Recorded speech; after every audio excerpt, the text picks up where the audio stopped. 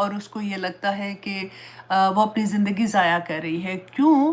اس وجہ سے کہ اس کو لگتا ہے کہ سارا دن تو میں گھر کا کام اور کھانا پکانا، کیونکہ اب شادی ہو گئی ہے. تو شادی کے بعد زندگی ویسی نہیں رہتی ہے جیسے ہم پہلے زندگی گزار رہے ہوتے ہیں. تو میں ان سے یہ کہوں گی کہ صبر کے ساتھ اپنے ارد گرد دیکھیں کہ کیا سچویشن ہے. وہ عبادت ہی ہے. اس لیے آپ نے ڈپریشن میں نہیں جانا کہ مجھے تو وقت ہی نہیں مل رہا، میں کیا کروں. ہاں، میری ایک اسٹوڈنٹ ہے، ان کا کویسچن تھا. میں نے سوچا کہ بہت سے لوگوں کا اس سے ملتا جلتا سوال آتا ہے اور ان کو میں انڈیویجولی بھی جواب دے رہی ہوتی ہوں سم ٹائم، کیونکہ یہ ایسا ٹاپک تھا کہ آج کی جو سورہ ہم سورۃ معاون کریں گے انشاءاللہ، اس سے بھی ملتا تھا. تو میں نے سوچا کہ آج ہم تھوڑا سا اس کے بارے میں بھی بات کر لیتے ہیں.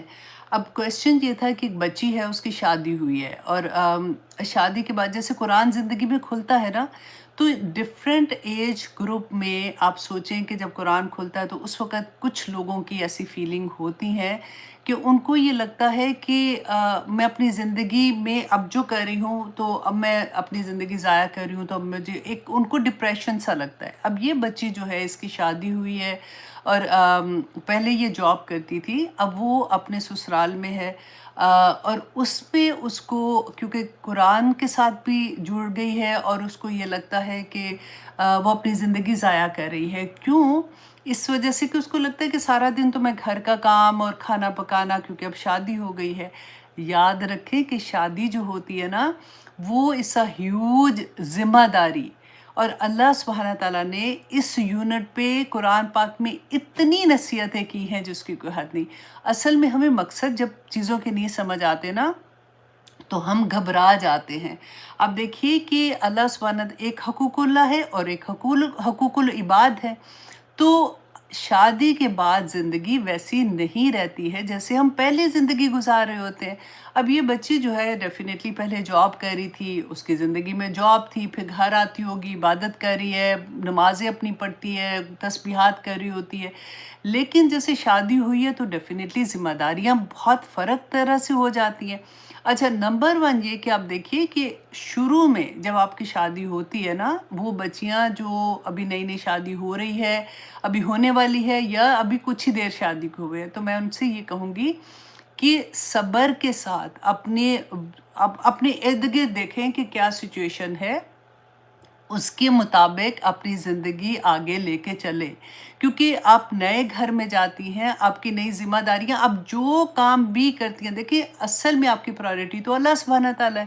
تو اللہ سبحانہ تعالیٰ نے جو احکامات دیے ہیں، خاوند کے جو حقوق ہیں، اس گھر میں آپ کا جو حق ہے، آپ اپنے حقوق پورے کرتے ہیں، وہ بھی عبادت ہے.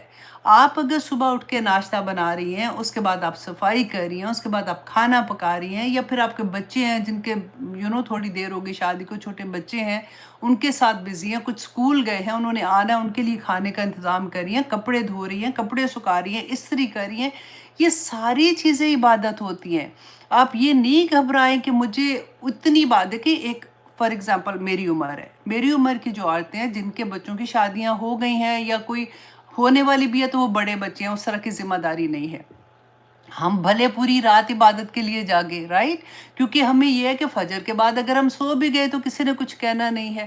لیکن جو چھوٹے بچوں کی مائیں ہیں، ان کا سکیجول بالکل فرق ہوتا ہے. اور آپ یہ سوچیں کہ آپ جو کام بھی کر رہی ہیں، نیت اگر آپ کی اللہ سبحانہ تعالیٰ کے احکامات کے مطابق زندگی گزارنے کی ہے تو پھر وہ آپ کی عبادت ہے. اس لیے آپ کو ڈپریشن میں نہیں جانا. آپ نے یہ نہیں سوچنا کہ میری زندگی کا مقصد کیا ہے. میں جس سے بھی بات کرتی ہوں وہ کہتے ہیں نہیں جی شادی کے بعد تو یہی کچھ ہے. ایسے نہیں ہے کہ یہی کچھ ہے، یہی کچھ اللہ سبحانہ تعالیٰ نے اسی مقصد سے آپ کو پیدا کیا ہے. وہ گھر کو جنت بنانا آپ کا کام ہے. دیکھیں آپ گھر کے کام کرتی ہیں، آپ کی زبان تو کام نہیں کر رہی نا، زبان سے تسبیحات کرتی رہے.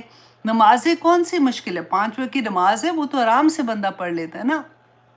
آپ کی جب ایسی والی لائف ہوتی ہے، جب بچے چھوٹے ہیں یا ابھی بچے نہیں ہیں، نئے نئے گھر میں گئی ہیں، نئے رشتے ہیں، بعض لوگوں کی ہر طرح کی زندگی ڈیفرنٹ ہوتی ہے. بعض لوگ اپنے سسرال میں جاتے ہیں جہاں پہ ان کو پورا بھرا مطلب ساس سسر دیور نندیں جٹھانیاں درانیاں سب رشتے ملتے ہیں.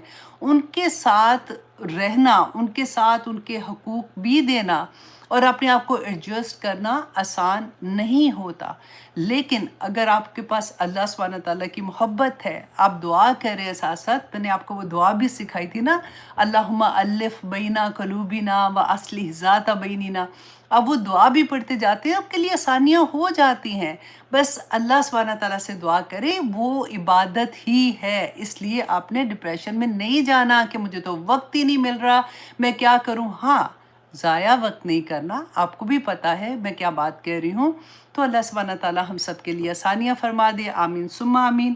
صحیح مسلم کی حدیث ہے 6913، اس سے جسٹ اے ریمائنڈر، آپ میں سے بہت سے لوگوں کو آلریڈی یہ آتی ہوگی، صبح کے اذکار میں آپ لوگ پڑھتے ہیں کہ حضرت جویریہ رضی اللہ عنہا بیان کرتی ہیں کہ رسول اللہ صلی اللہ علیہ وسلم نماز پڑھنے کے بعد صبح سویرے ان کے ہاں سے تشریف لے گئے، اور اس وقت حضرت جویریہ جو تھی وہ اپنی جائے نماز میں بیٹھی ہوئی اپنی تسبیحات کر رہی تھی، تو پھر دن چڑھ گیا جب، تو اس کے بعد جب رسول اللہ صلی اللہ علیہ وسلم واپس ان کے پاس تشریف لائے تو وہ اسی طرح سے بیٹھی اپنی تسبیحات کر رہی تھی۔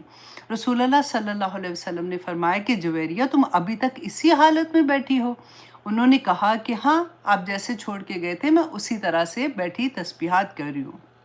انہوں نے عرض کیا کہ رسول اللہ صلی اللہ علیہ وسلم نے فرمایا کہ اچھا، تمہارے ہاتھ سے جانے کے بعد میں نے 4 کلمات 3 بار کہے، اگر انہیں تولا جائے تو تم نے ابھی تک، آج کے دن میں ابھی تک جو کچھ پڑھا ہے وہ ان سے بھاری ہوں گے۔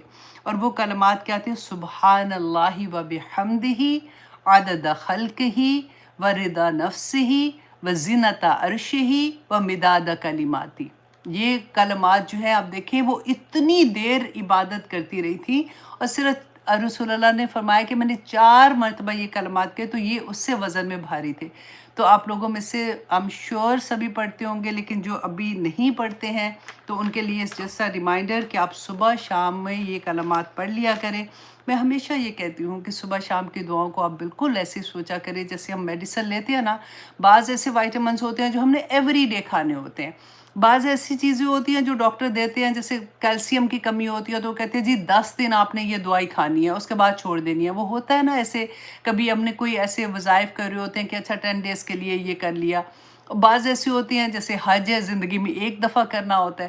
تو اسی طرح سے دعائیں جو ہوتی ہیں نا، صبح کی دعا وہ شام تک ہمیں پروٹیکٹ کرتی ہے، شام کی دعا پڑھتے ہیں تو صبح تک ہماری حفاظت کرتی ہے۔ تو اس لیے ہر چیز کو اس کی جگہ پہ لے کے جب ہم دیکھتے ہیں تو ہمیں بہت آسانی ہو جاتی ہے۔